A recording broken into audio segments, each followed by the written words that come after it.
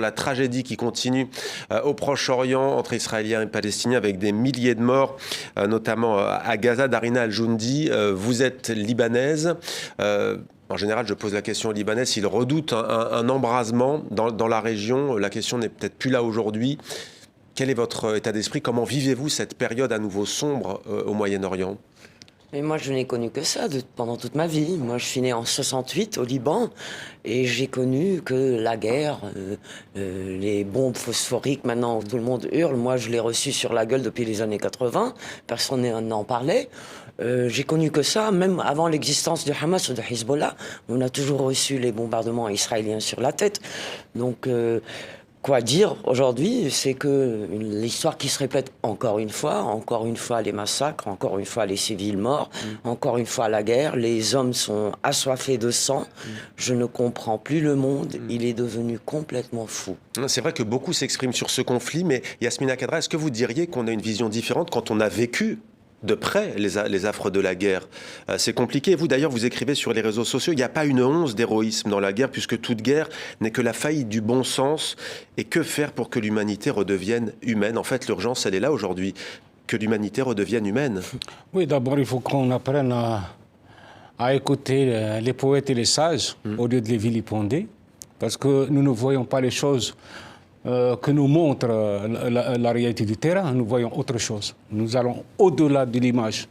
Nous essayons de percer le secret de ces images-là. C'est-à-dire, qu'est-ce qui arrive à l'être humain à commettre de tels actes, au fond? Quel est le cheminement? Mais l'être humain, c'est une bête féroce, hein, c'est un prédateur. Oui.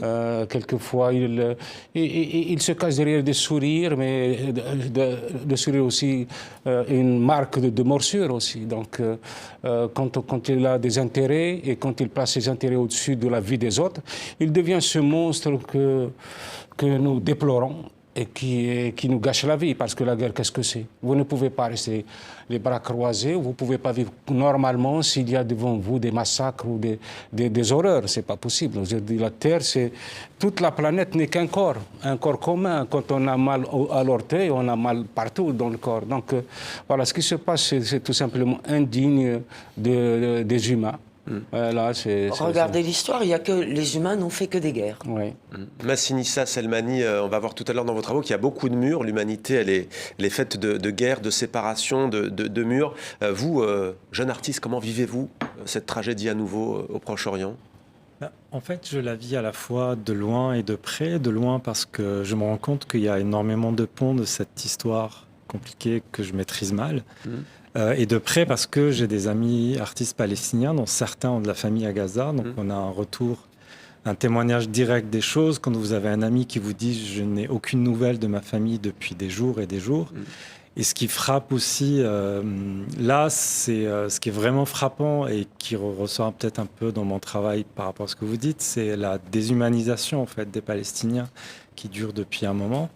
Et à quel point on s'est réduit à juste des chiffres, alors que c'est des pères de famille, des mères de famille, des frères, des sœurs, etc. Et ce qui est frappant aussi, c'est à quel point l'être humain est capable de mettre autant de moyens et d'énergie pour construire des instruments pour séparer les uns des autres et pour écraser les autres aussi. Ce qui est frappant, c'est surtout l'impunité aujourd'hui. Absolument. Et puis la démission de toutes les consciences.